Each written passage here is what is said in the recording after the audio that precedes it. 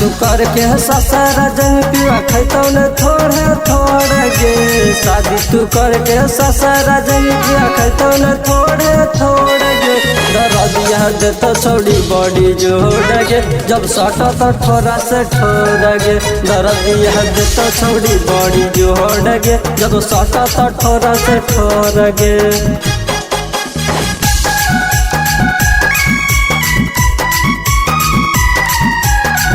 Recording by Avara Music, Lavada.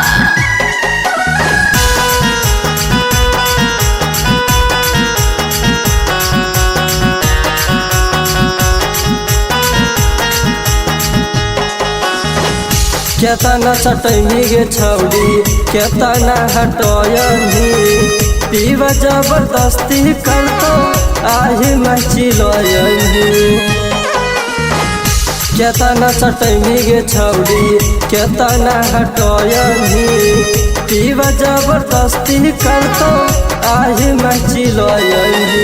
ससा से नय हरयनी पीवा रहत जोड़े जोड़ गे। ससा से नय हरयनी पीवा रहत जोड़े जोड़ गे।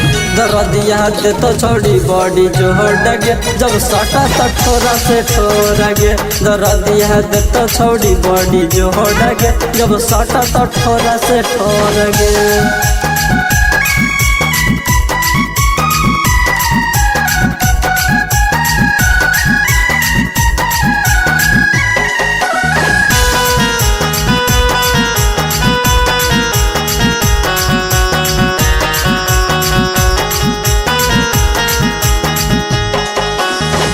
यारवा के जोगल चीजवा ले जाए भी ससुरार गे।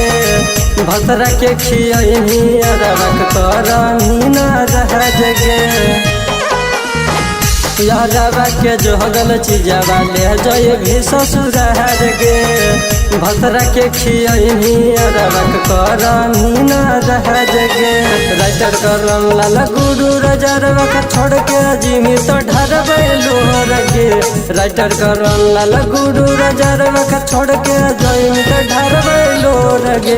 दरदिया देतो छोड़ी बॉडी जोड़ गे, जब सटा तो ठोरा से ठोर गे। दरदिया देतो छोड़ी बॉडी जोड़ गे, जब सटा तो ठोरा से ठोर गे।